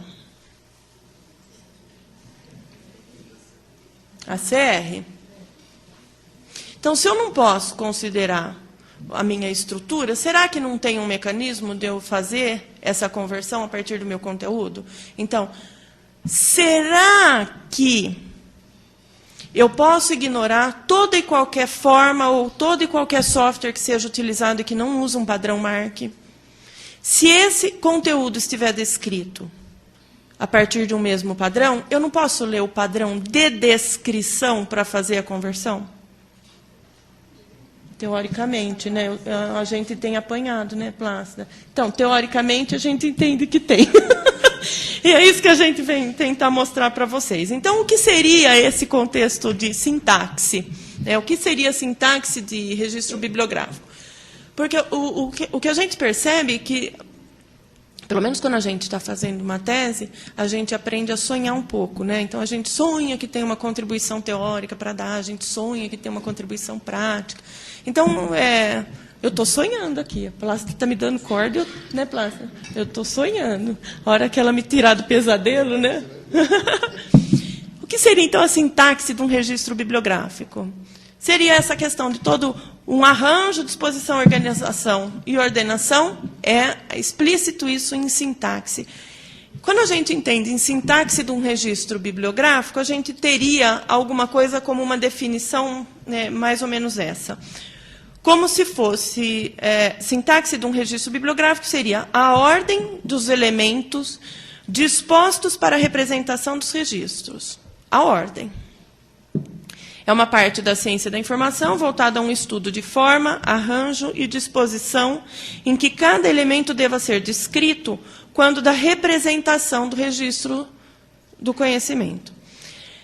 Essa sintaxe ela determina relações formais entre cada uma das partes de um registro representado. Quando a gente tem sintaxe lá em gramática da língua portuguesa, nós temos, né, sujeito, verbo e predicado.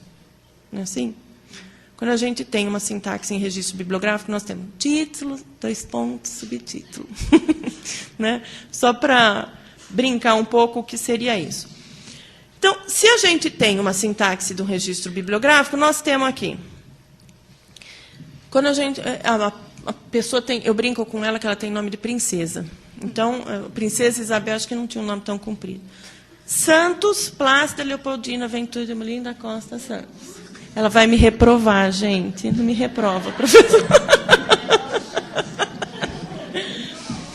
Então, olha só. Quando apresenta a sintaxe dessa informação, o que nós temos aí? São formas de apresentação de elementos de responsabilidade intelectual de uma obra. E usa quais regras para fazer essa? A regra 21, 22, tarará, tarará. Quando a gente tem um outro elemento para fazer a descrição, nós temos lá catalogação, trajetória para um código internacional. O que é isso? É uma forma, também é uma sintaxe. Para eu colocar o quê? Uma forma de apresentação do elemento título e de outras informações sobre o título, com base nas regras, tal, tal, tal. E por aí vai. Então, nós temos o quê? Construções sintáticas que vão formar um registro bibliográfico. O que seria, então, essa questão de semântica de um registro bibliográfico? O que é semântica? Semântica é ter uma significação, ter um sentido, ter um significado. Né?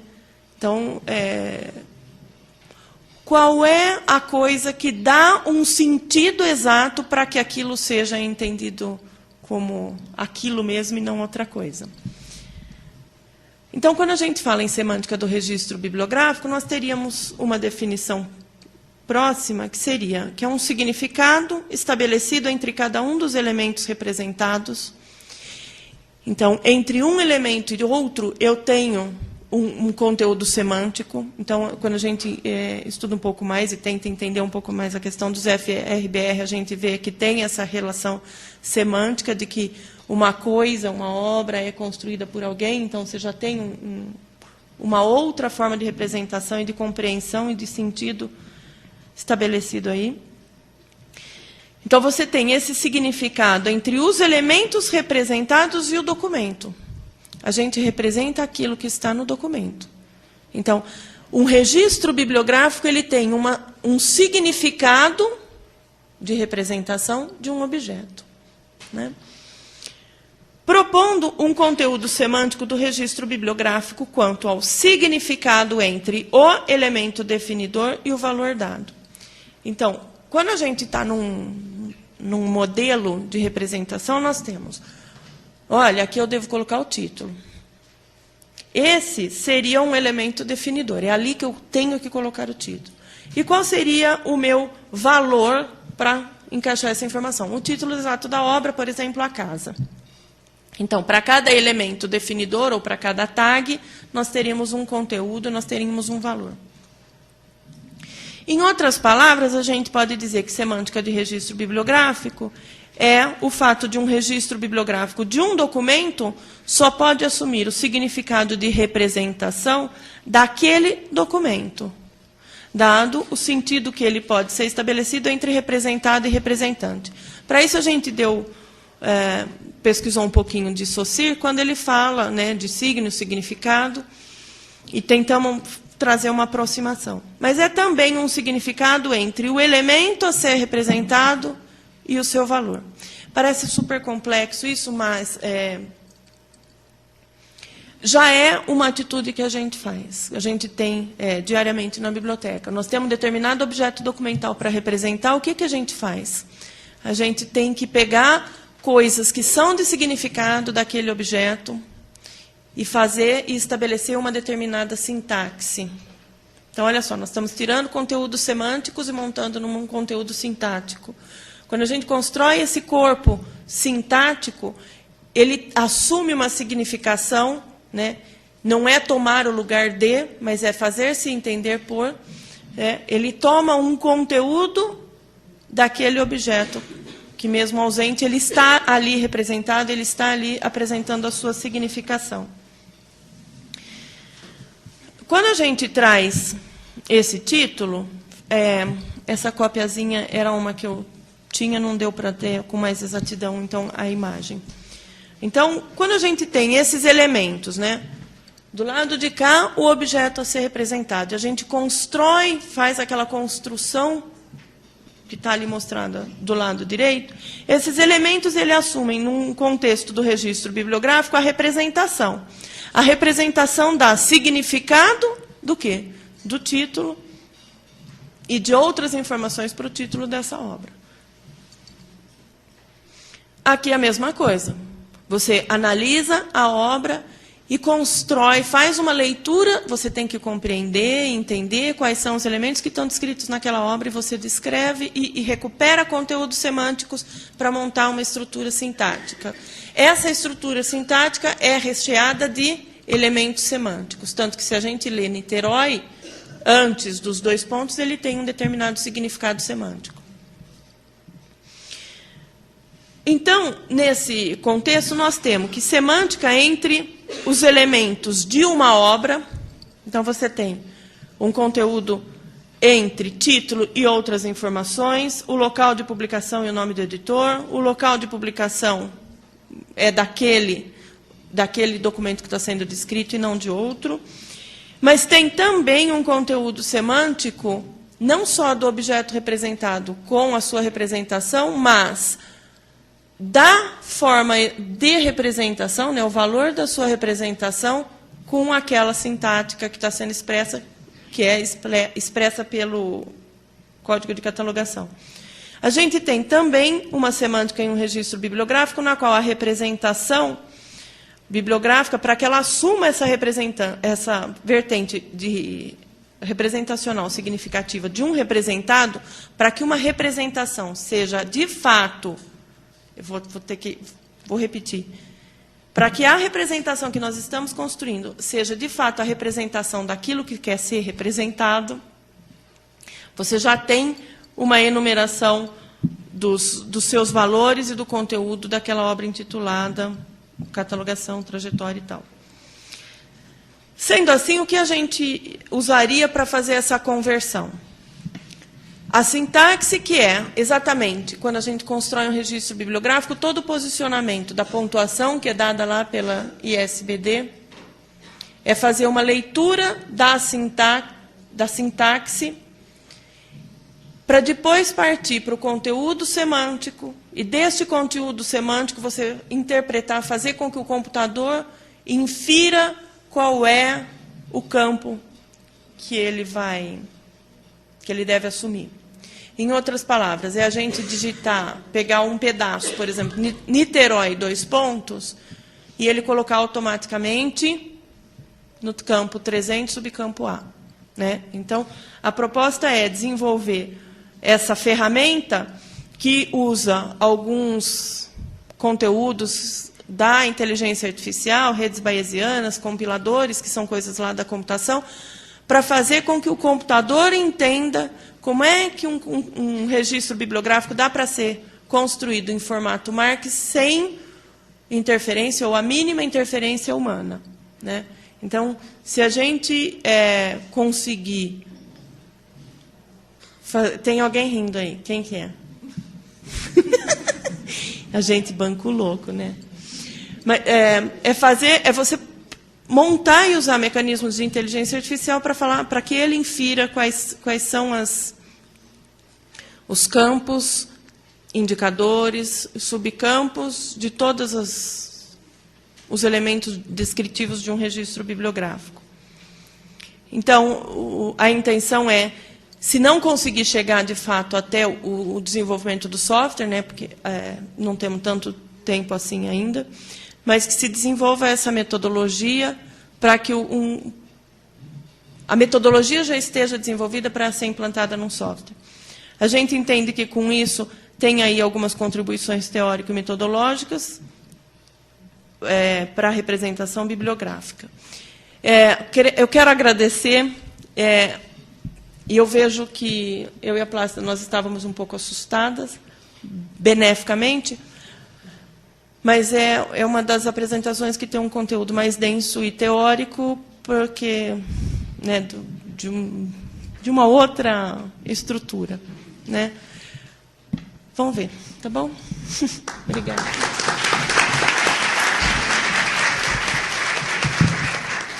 Dado adiantado da hora, nós adiantamos então as perguntas. Se alguém tiver, manifeste-se ou então permaneça como está.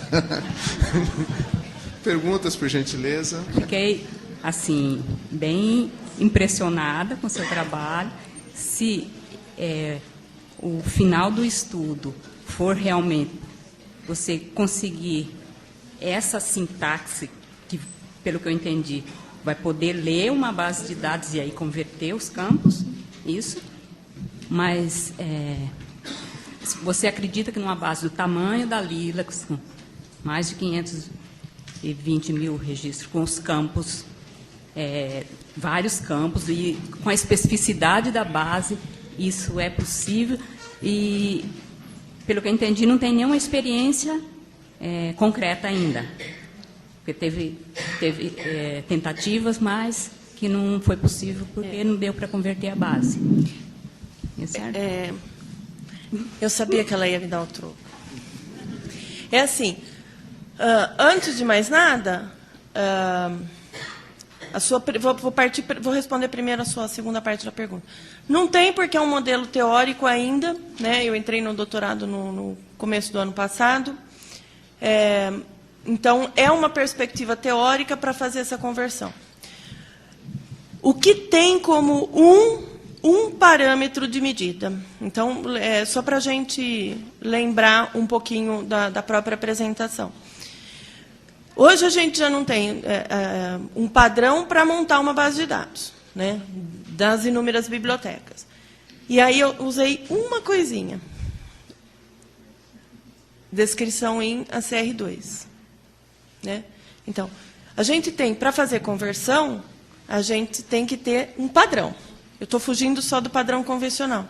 Então, teoricamente, a gente consegue entender que se você obedece uma regra, se você não tem uma regra para fazer uma coisa, mas você tem uma regra para fazer outra, nós estamos tentando fazer um caminho contrário. Então, teoricamente, se a base de dados da Lilacs tiver descrita exatamente conforme manda o figurino, a ACR, teoricamente é para funcionar. Deu para entender? A gente só vai conseguir saber de fato quando eu conseguir desenvolver um pouquinho mais para a gente pegar alguns dados aí. Inclusive, a gente estava... foi uma ideia da Plácida e essa foi supimpa. Orientadora não é orientadora ao acaso, né? De pegar dados que já estão, então, por exemplo, os dados da Biblioteca Nacional, que já são descritos em formato MARC, já são descritos em ACR. Então, tirar o formato MARC desses e fazer o negócio para fazer fazer o teste. Se a entrada e a saída saírem iguais, é sinal de que o negócio funciona. Então, é como se essa fosse a nossa base padrão. Hã? Mas aí você não tem de padrão. Não, é assim, ó, vou explicar melhorzinho. Para eu testar, eu tenho que ter, porque a sugestão da Plácida foi exatamente, vamos ter um mecanismo de controle. Para saber se o script, o software e tal, está funcionando, você tem que ter um mecanismo de controle. Então, você tem que fazer, olha, o que entrar, né, tem que sair certo. Então, a opção eu pego da BN com formato MARC, apago todo o formato dele, deixo só a CR. Mas vai fazer outra marcação. Não. Entrou só a CR. Entrou a CR. Entrou a CR. A marcação é do ACR. O ACR dá essa marcação. Pelos dois pontos, pela barra e tal. Entrou por ACR, passou pelo script, saiu igualzinho, estava lá no começo da BN, o negócio fumegou. Mas uma coisa que eu acho que seria importante destacar aqui é que a Zaira está fixada no projeto dela, né? Mas isso tem uma estrutura que antecede, né, que é objeto de discussão. É quanto que nós, catalogadores, estamos nos antecipando às tecnologias. Porque nós temos uma história de catalogação, e hoje foi muito importante esse recuperar histórico, né?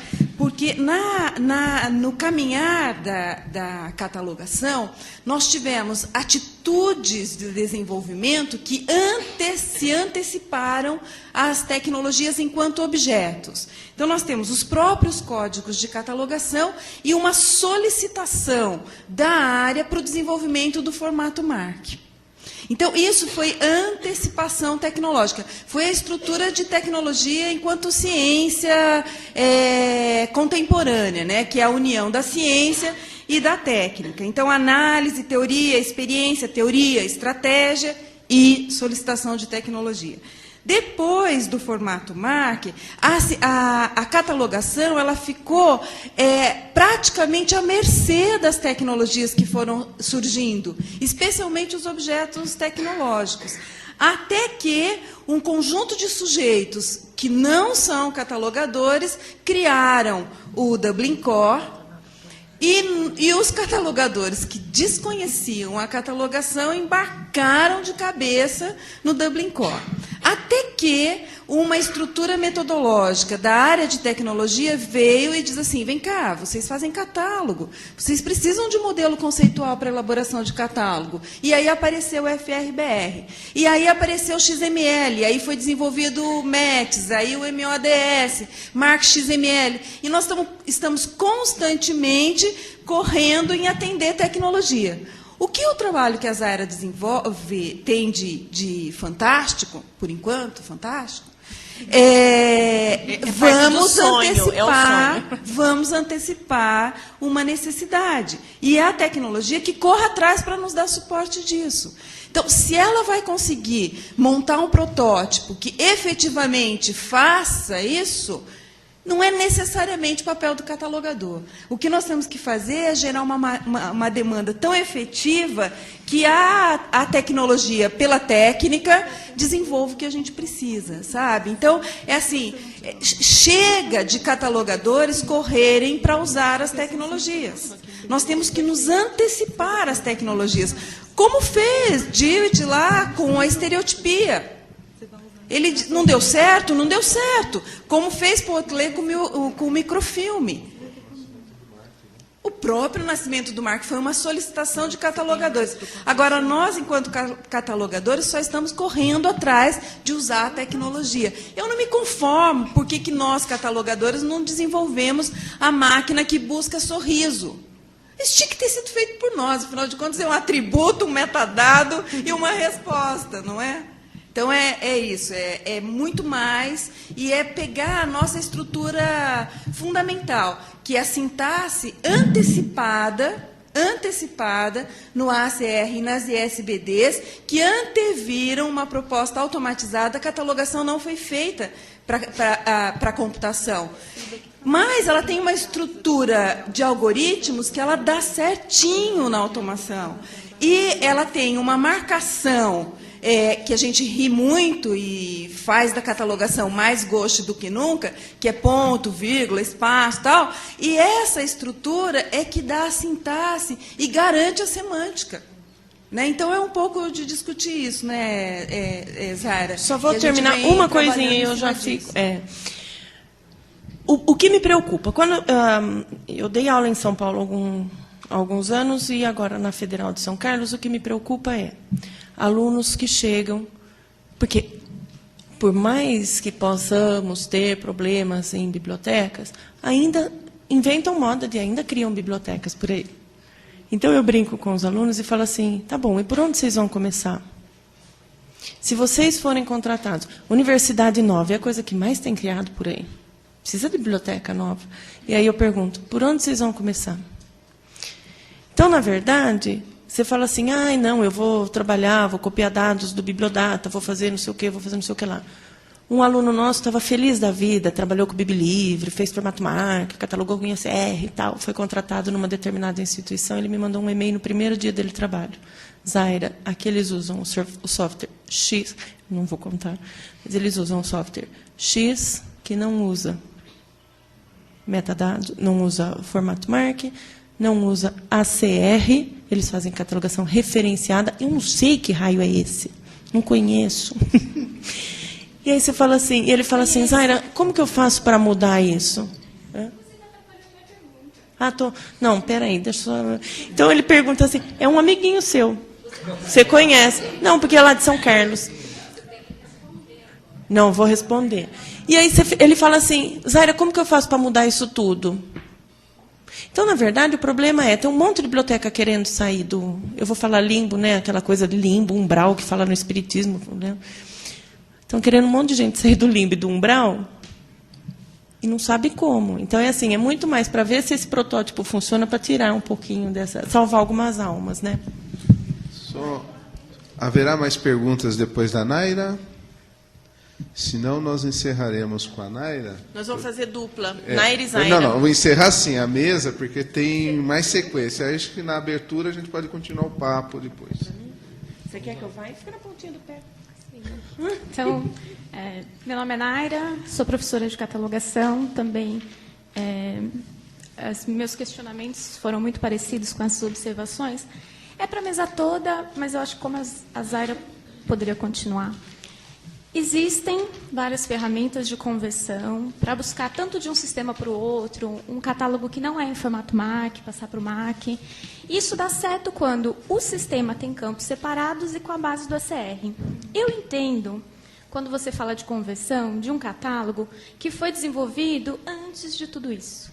Eu tenho muita dificuldade de entender por que ainda se desenvolve, cria-se bibliotecas novas, que tem dinheiro, não são bibliotecas assim, essa biblioteca é carente de verba, então a gente vai usar a catalogação referenciada. Mesmo assim, eu acho que não é desculpa.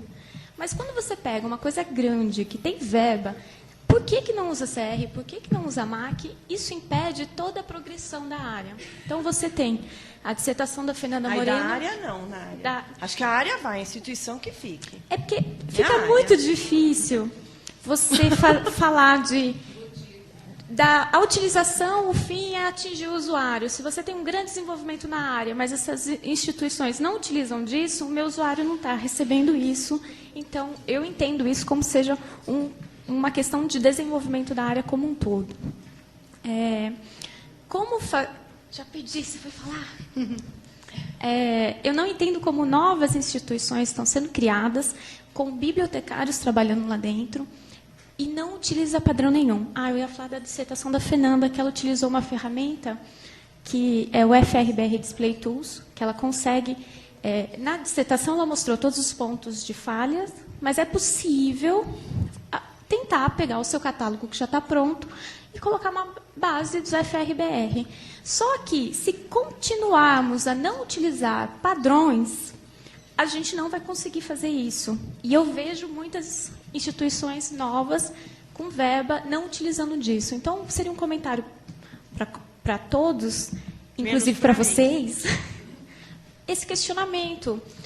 Por que não se utiliza? Será que o bibliotecário ele não tem o perfil do catalogador, ele não conhece aquela ferramenta e vai trabalhar naquela área?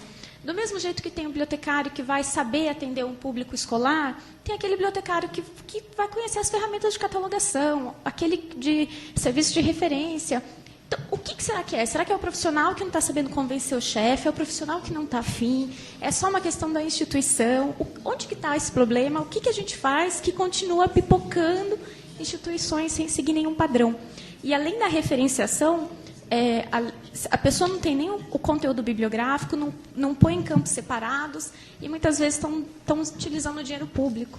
E aí vai indo. A gente chega... Tem gente que pergunta assim, mas vou precisar ainda ter bibliotecário? Vou precisar ter tudo isso? Depende, se fizer um trabalho muito ruim, você suja a área inteira, a profissão inteira. Eu fico muito preocupada com isso.